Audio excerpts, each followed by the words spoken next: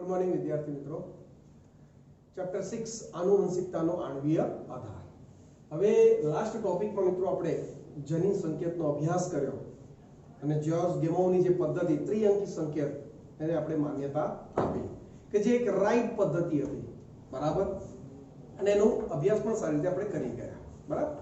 Okay, આજનો આપણો topic એને રિલેટેડ વિકૃતિ અને જનીન સંકેત છે। मतलब કે म्यूटेशन एंड जेनेटिक कोड, मतलब के जनीन संकेत में फेरफार थाय, न्यूक्लियोटाइड नो क्रम चेंज थाय तो આપણે કેવી રીતે માહિતી આખી બદલાઈ જતી હોય છે, કેવી રીતે પ્રોટીન સંશ્લેષણમાં એમિનો એસિડનો ક્રમ બદલાઈ જાય છે, બરાબર, અને એ વિકૃતિ માટે શું થાય જવાબદાર બનતું હોય છે, જેના કારણે આપણામાં રોગ થતા જોવા મળે છે। ચેપ્ટર 5 ની અંદર એક સરસ મજાનું ઉદાહરણ આપણે સિકલ સેલ એનિમિયા કે જેમાં છઠ્ઠા નંબરનો જે એમિનો એસિડ આપણે કે જે અહીં મેં દર્શાવ્યું છે મિત્રો કે જે જનીન GAG-CTC હતો, બરાબર। CTC પ્રત્યાંકન કરે મેસેન્જર RNA માટે તો શું બનતું, C ની સામે G, T ની સામે A, C ની સામે G એટલે GAG બનતો અને જેના થકી ગ્લુટામિક એસિડ ગોઠવાઈ જતો અને આ રીતે વેલાઇન, હિસ્ટિડીન, લ્યુસીન, બરાબર, થ્રિયોનિન, પ્રોલિન, ગ્લુટામિક એસિડ તો આ રીતે एक ચોક્કસ એમિનો એસિડનો ક્રમ અને ચોક્કસ આપણા હિમોગ્લોબિનની બીટા શૃંખલા તૈયાર થતી હતી, બરાબર। પરંતુ એક જ સંકેત આ ઉલટાઈ ગયો મિત્રો, બરાબર।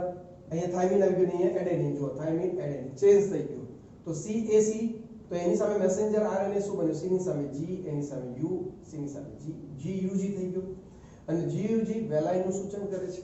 બાકીના બધા એમિનો એસિડ એમને એમ છે, ખાલી એક નાઇટ્રોજન બેઝ ક્રમ ઉલટો થયો તો સિકલ સેલ એનિમિયા જેવો ભયંકર ગંભીર રોગ થતો જોવા મળે છે। એટલે નાઇટ્રોજન બેઝનો જે ક્રમ છે મિત્રો એને જે જનીન સંકેત તરીકે વર્તે છે એ ક્રમ ચોક્કસ જળવાઈ રહેવો ખૂબ જરૂરી છે। એ ક્રમની અંદર આવતું વેરિએશન 100% પ્રોબ્લેમ ક્રિએટ કરી શકે છે, વિકૃતિ લાવી શકે છે અને મોટાભાગે વિકૃતિ ખરાબ છે। હા, એવું ન કહી શકાય, અમુક વિકૃતિ ફાયદાકારક પણ છે કારણ કે ઉદ્વિકાસ વિકૃતિને જ કારણે શક્ય બને છે, बराबर। पर नॉर्मली जे ते सजीवनी अंदर तो विकृति रोगकारक परिस्थितिનું જ ઉત્પન્ન કરતી જોવા મળે છે, બરાબર। જો શું કહે છે, જનીન એ ડીએનએ વચ્ચેના પરસ્પર સંબંધો વિકૃતિ દ્વારા સરળતાથી સમજી શકાય છે, બરાબર। તમે વિકૃતિ અને તેની અસર વિશે પ્રકરણ 5 માં અભ્યાસ કરી ચૂક્યા છો, બરાબર। શું કહે છે આગળ, ડીએનએ ના ખંડમાં લોપ અથવા તો પુનઃ ગોઠવણી, मतलब न्यूक्लियोटाइड की संख्या વધવી અથવા તો અમુક ન્યુક્લિયોટાઇડ ગાયબ થઈ જવા, લોપ એટલે ગાયબ થવા અને પુનઃ ગોઠવણી એટલે અમુક વધી જવા, બરાબર। એક સરળ ભાષામાં ધારો કે મેસેન્જર RNA છે, બરાબર, એમાં adenine, thiamine, guanine, cytosine, uracil છે, બરાબર। હવે લોપ થાય છે, ધારો કે અહીંયા एक्चुअली આ ડીએનએ માં લોપ થાય, જનીનમાં લોપ થાય એટલે મેસેન્જર RNA ખોટો બને। ધારો કે આ જનીન છે આપણો, સમજી લો કે આ ડીએનએ છે, एडेनिन, थाइमिन, ग्वानिन, साइटोसिन ने यूरेसिल છે। હવે લોપ થયો मतलब કે આ ટુકડો થયો અહીંયા થાઇમિન અને ગ્વાનિન વચ્ચે અને ગ્વાનિન અને સાઇટોસિન વચ્ચે, તો હવે શું ક્રમ બની ગયો, ATCU બની ગયો, એક ન્યુક્લિયોટાઇડ શું થઈ ગયું, ગાયબ થઈ ગયું। તો હવે ત્રિઅંકી સંકેત મેસેન્જર RNA પર આખા અલગ જ ન્યુક્લિયોટાઇડ બનશે, અલગ જ ક્રમ આવી જશે, તો પ્રોપર પ્રોટીન બનતો નથી। આગળ ડીએનએ ના ખંડમાં લોપ અથવા પુનઃ ગોઠવણીની અસર વિશે સરળતાથી સમજી શકો છો। તેના પરિણામ સ્વરૂપે જનીન કે તેના કાર્યમાં ક્ષતિ અથવા તો શું થાય, વધારો થઈ જાય છે। એટલે કાં તો ન્યુક્લિયોટાઇડ ગાયબ થાય તો ક્ષતિ આવશે, બરાબર, અથવા એટલે મતલબ કાં તો તમારા પ્રોપર જે પ્રોટીન બનવું જોઈએ પ્રોપર બનશે નહીં। ચલો ક્લિયર છે। પોઈન્ટ મ્યુટેશન, એક ન્યુક્લિયોટાઇડ પેર ગાયબ થવા એને પોઈન્ટ મ્યુટેશન કહેવાય। નું શ્રેષ્ઠ ઉદાહરણ બીટા ગ્લોબિન શૃંખલા માટેના જનીનમાં એક બેઝ જોડમાં પરિવર્તનના પરિણામ સ્વરૂપે બીટા ગ્લોબિન શૃંખલામાં એમિનો એસિડ ગ્લુટામેટની જગ્યાએ વેલાઇન ગોઠવાઈ જાય છે, જેનાથી થતો રોગ કયો, સિકલ સેલ એનિમિયા કહે છે, બરાબર। ફક્ત એક નાઇટ્રોજન બેઝ પેરના ફેરફાર થવાથી, બરાબર, ઉલટાઈ જવાથી, દૂર થઈ જવાથી, ડબલ થઈ જવાથી મિત્રો કેટલા પ્રોબ્લેમ ક્રિએટ થઈ શકે છે અહીંયા તમે જોઈ શકો છો। અહીંયા તો ગાયબ નથી થયો, ખાલી ક્રમ ઉલટાઈ ગયો છે તો પણ તમે આખી જે બીટા ग्लोबिन જે શૃંખલા હતી એ શૃંખલામાં પ્રોબ્લેમ ક્રિએટ થયો, ગ્લુટામિકની જગ્યાએ વેલાઇન ગોઠવાઈ ગયો એમિનો એસિડ, બરાબર, જેના કારણે સિકલ સેલ એનિમિયા જેવો ભયંકર રોગ થતો જોવા મળે છે। ચલો ક્લિયર છે, ઓકે। આગળ શું કહે છે જોઈએ મિત્રો. હવે આ જે પોઈન્ટ મ્યુટેશન જે કરું મિત્રો એને સમજાવવા માટે એક સરસ મજાનું કે ભાઈ ત્રિઅંકી સંકેતમાં કેવી રીતે ભૂલ આવી શકે છે અને કેવા પ્રોબ્લેમ ક્રિએટ થઈ શકે છે, આનું એક સરસ મજાનું ખરેખર એકદમ સુપર ઉદાહરણ કહી શકીએ કે ભાઈ અહીંયા આપણને આપેલું છે એનસીઈઆરટી ની અંદર. શું કહે છે? જો પોઈન્ટ મ્યુટેશનના કારણે બંધારણીય જનીનમાં એક બેઝનો ઉમેરો અથવા તો ઘટાડા વિશે નીચે આપવામાં આવેલ સાદા ઉદાહરણ દ્વારા સરળતાથી આપણે એને સમજી શકીએ છીએ. સિમ્પલ. હવે તમે અહીંયા જુઓ મિત્રો, ત્રિઅંકી સંકેતોને આધારે આપણને એક અહીંયા વાક્ય આપેલું છે. શું કહે છે? Ram has red cap. Ram has red cap. બરાબર કે ભાઈ રામ પાસે રેડ કેપ છે. હવે તમે જુઓ એ શું કહે છે કે એક એક ન્યુક્લિયોટાઇડ ઉમેરવાથી કેવા પ્રોબ્લેમ થાય છે. વધારાનો ન્યુક્લિયોટાઇડ એડ થાય. બરાબર, પહેલા એડ થાય એની વાત કરીએ અને પછી દૂર થાય એની વાત કરીએ. જો એડ થાય છે એની વાત, જો આપણે હેઝ અને રેડ ની વચ્ચે, આ હેઝ અને રેડ ની વચ્ચે એક બી સ્વરૂપે એક ન્યુક્લિયોટાઇડ આપણે એડ કરીએ છીએ તો આ વાક્ય કેવી રીતે વંચાય? તમે જો રામ હેઝ તો પ્રોપર એમ જ રહેશે કારણ કે હેઝ અને રેડ ની વચ્ચે આપણે બી ઉમેરીએ છીએ. બરાબર, હવે તમે અહીંયા બી એડ કર્યો તો બી એડ કર્યો તો બી આર થઈ જશે, ત્રિઅંકી સંકેતો આ રીતે વંચાશે. બરાબર, ચલો હવે આ ડી જે છૂટો પડી ગયો એકચ્યુઅલી ડીસી એ થઈ જશે અને છેલ્લો પી છૂટો પડી ગયો. હવે તમે જુઓ આગળના એમિનો એસિડ પ્રોપર ગોઠવાશે પણ પાછળ આખો એક ક્રમ ચેન્જ થઈ જાય છે. એક ન્યુક્લિયોટાઇડ ખાલી એડ થવાના કારણે કેવો પ્રોબ્લેમ ક્રિએટ થાય છે તમે જોઈ શકો છો. બરાબર, એવી જ રીતે આપણે બે અક્ષરો એ જ જગ્યા પર જેમ કે બી આઈ ઉમેરીએ તો નીચે મુજબનું વાક્ય તૈયાર થશે. હવે એક બી ની જગ્યાએ આપણે બી આઈ એડ કરીએ છીએ અહીંયા, તો બી આઈ એડ કરીએ મિત્રો તો શું થાય? એક તો બી આઈ આર થશે, પછી ઈ ડી સી થશે અને પાછળ એપી. બરાબર અજય પટેલ? તો તમે જોઈ શકો છો આખો એક ક્રમ આખો છૂટો પડતો જોવા મળે છે. આખો ક્રમ એટલે પહેલા બે પ્રોપર એમિનો એસિડ ગોઠવા પછી આખો ક્રમ જ ચેન્જ થઈ ગયો. માહિતી જ ખોટી બની રહી છે. ખ્યાલ આવે છે કે નહીં? તો એક ઉમેરાય બે ઉમેરાય કેવો પ્રોબ્લેમ ક્રિએટ થાય. હવે આપણે વિચારીએ કે ત્રિઅંકી સંકેત મતલબ ત્રણ એક સાથે નાઇટ્રોજન બેઝ ઉમેરાય છે. જો એ જ કહે છે હવે આપણે એક સાથે ત્રણ અક્ષરો બી આઈ જી ને ઉમેરીએ તો કેવી સ્થિતિ વંચાય છે? Ram proper, has proper, has અને રેડ ની વચ્ચે આપણે બી આઈ જી ઉમેર્યું તો Ram has big red cap. મતલબ આ સ્થિતિ કરતા તો આ થોડી સારી છે.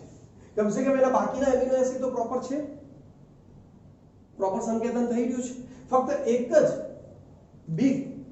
એક જ એમિનો એસિડ અલગ ઉમેરાઈ ગયો. બરાબર, પ્રોબ્લેમ તો એ પણ છે જ. પણ તમે જો વાક્ય વાંચો Ram has be great care, લાલ મોટી ટોપી છે રામ પાસે, પણ ફરક શું? તો ત્રિઅંકી સંકેત ઉમેરાયો તો એટલું નુકસાન નથી જેટલા પેલા એક ન્યુક્લિયોટાઇડ ઉમેરાવાથી અથવા તો બે ન્યુક્લિયોટાઇડ ઉમેરાવાથી છે. આ બી પ્રોબ્લેમ તો કહેવાય છે કારણ કે એકચ્યુઅલી આની જરૂર નથી ના વચ્ચે ઘૂસી ગયો છે, પણ કમસે કમ પેલા બે કરતા વધારે નુકસાન નથી થતું. પણ એમિનો એસિડ તો એક નવો એડ થઈ જ જાય છે અને એક એમિનો એસિડ એડ થઈ ગયો એટલે તમારો આખો પ્રોટીન બદલાઈ જશે. એટલે નુકસાન તો એમાં પણ છે પણ પેલા બે વધારે નુકસાન કરે છે એવું આપણે કહી શકીએ છીએ. ચલો ક્લિયર છે? હવે આ ઉમેરાવાની વાત થઈ.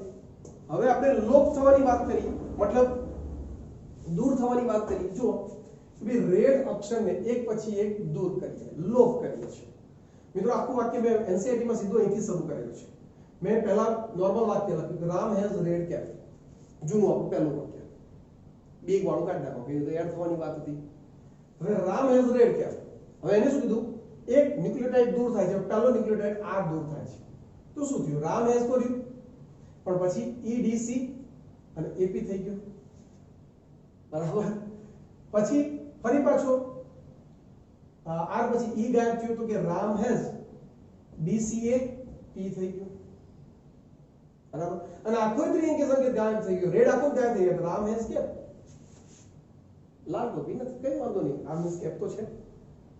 રેડી? તો પાછું કહેવાનો મતલબ એક ત્રિઅંકી સંકેત ગાયબ થયો તો પ્રોટીન બનશે પણ એક એમિનો એસિડ ઓછા આવવાનો. નુકસાન છે પણ તમે જુઓ કમસે કમ આ બે ની કમ્પેરિઝનમાં જે એક કે બે ન્યુક્લિયોટાઇડ ગાયબ છે થાય છે એના કરતા ત્રણ ગાયબ થાય છે એ થોડું આપણા માટે ક્યાંક સારો સાબિત થાય છે એવું કહી શકીએ, પણ એકચ્યુઅલી નોર્મલ સ્થિતિ વાળા જેટલું તો નહીં જ, કારણ કે આપણે તો રેડ ગેપ જ જોઈતી હતી, જ્યારે અહીંયા તો એક ખાલી ગેપ જ થઈ ગઈ છે. ખ્યાલ આવી ગયો? એટલે એક ન્યુક્લિયોટાઇડ અથવા બે ન્યુક્લિયોટાઇડ દૂર થવા અથવા ઉમેરાવા, બરાબર, એ થોડા વધારે પ્રોબ્લેમ ક્રિએટ કરતા હોય છે. ત્રિઅંકી સંકેત અથવા તો 3 ના ગુણકમાં, મતલબ 3 બે વાર 3 વાર 3 ઉમેરાતા હોય, બરાબર, તો એ સ્થિતિ એવી છે કે આખા એમિનો એસિડ એડ થાય છે, બરાબર, અથવા તો 3 ના સંકેતો ગાયબ થતા હોય, જેમ કે અહીંયા રેડ ગાયબ થઈ ગયું, બરાબર, કે 3 ના ગુણકમાં 3 6 9, તો એ પણ એક પ્રોબ્લેમ ક્રિએટ કરતું જોવા મળે છે. ચલો ક્લિયર છે? ઓકે. એક અથવા બે બેઝના ઉમેરાવાથી કે દૂર થવા તે સ્થાને રીડિંગ ફ્રેમમાં શું આવે? પરિવર્તન આવી જાય છે, બરાબર. 3 અથવા તેના ગુણકમાં, મતલબ ત્રિઅંકી સંકેત 3 છે ને મિત્રો, બરાબર, તો 3 6 9, બરાબર, એ ગુણકમાં થઈ ગયું. ગુણકમાં બેઝનો ઉમેરો કે દૂર થવાથી એક અથવા તેના ગુણકના પ્રમાણે સંકેતોમાં શું થાય? ઉમેરો કે દૂર થાય છે, જેનાથી એક અથવા ગુણક પ્રમાણે ઘણા બધા એમિનો એસિડનો શું થાય? ઉમેરો અથવા દૂર થતો જોવા મળે છે. રેડી? તો જ્યારે આ સ્થાનથી આગળની તરફ રીડિંગ ફ્રેમમાં કોઈ પરિવર્તન આવતું નથી, તમે જુઓ આ દૂર થયા તો રામ હેઝ બધી જગ્યાએ નોર્મલ જ રહ્યું, બરાબર. આ દૂર થવાની વાત હતી, પેલામાં ઉમેરાવાની વાત હતી, તો એ તમે જોઈ લો રામ હેઝ ઓકે, આગળનો ક્રમ પ્રોપર જ જળવાઈ રહે છે. પ્રોબ્લેમ ક્યાં થાય છે? પાછળનો ક્રમમાં ચેન્જીસ આવી જાય છે. મિત્રો આવો એમસીક્યુ હમણાં જ નીટની અંદર પૂછાઈ ગયો હતો, બરાબર, તો એ વસ્તુ ઉપર ધ્યાન રાખવું, બરાબર. તમે સરળતાથી એક સમજ આપું છું તમને કે ભાઈ 150 ન્યુક્લિયોટાઇડ છે, કેટલા? 150. તો ખાલી એક એક્ઝામ્પલ છે મિત્રો, તો સીધી વસ્તુ છે 50 એમિનો એસિડ નું સૂચન કરતા હોય, બરાબર કે નહીં? ઓકે, તો કારણ કે ત્રિઅંકી સંકેત હોય, બરાબર, તો કે સમજી શકો પાછળ સમાપ્તિ પણ આવે છે. આ તો ખાલી એક જસ્ટ ઉદાહરણ આપું છું, બરાબર. હવે વચ્ચે કોઈ નવો એડ થાય, સમજી લેજો, વચ્ચે કોઈ નવો એડ થાય છે, બરાબર. હવે ધારો કે આગળ 99 બરાબર હતા અને 100મા નંબર ઉપર એડ નવો થયો, બરાબર. તો 99 છે તો આગળ કેટલા?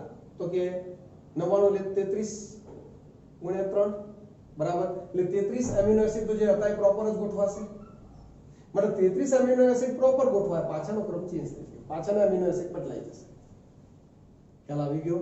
તો એ રીતે એટલે જ્યાંથી કોઈ એડ થાય નાઇટ્રોજન બેઝ અથવા દૂર થાય તો એની આગળની શૃંખલામાં એમિનો એસિડ પ્રોપર જ ગોઠવાય છે, તો એના પાછળ બધો ક્રમ ખોરવાઈ જતો જોવા મળે છે.